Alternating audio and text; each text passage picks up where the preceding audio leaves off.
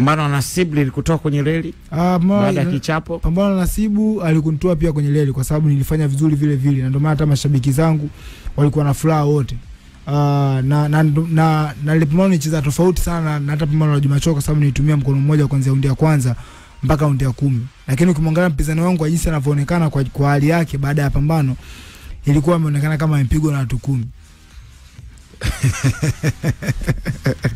Kwa nini sijui, labda uwanjani siku ile mimi nilikopo uwanjani, Samu alikopo uwanjani, ni Nasibu alikuwa na namba kubwa ya mashabiki kushinda wewe, maana watu wengi walikuwa wanaona kama wewe una mdomo sana, ile madi upigwe siku ile.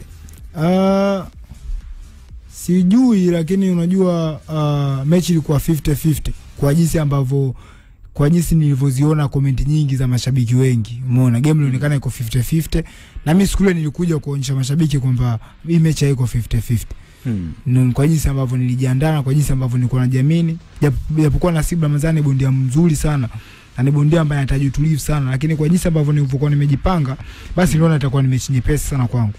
Ilikuwa nyepesi hata kama ulitumia mkono mmoja? Mechi ilikuwa nyepesi kwa sababu kwa bondia professional, kwa jinsi ambavyo Nasibu amecheza mapambano mengi ya kimataifa na wale aliocheza ndani hapa, kwa kuchezewa mkono mmoja, kwa kupigwa mkono mmoja na kwa kugundua chochote, kwa sababu mkono wangu uliumia, walogundua wengi ni watu wa nje, ni kama mashabiki zake na baadhi ya watu ambao walikuwa wanaingia pambano, lakini yeye kuanzia raundi ya kwanza mpaka ya 10 ya kugundua chochote. Kwa hiyo nilikiona kitu cha ajabu sana kwa upande wake, japokuwa ni bondia mzuri, sikutegemea hata kama anaweza kugundua wala cha nini, sababu kama ingekuwa yeye angecheza mkono mmoja vile, siziona hata kama raundi ya pili angemaliza.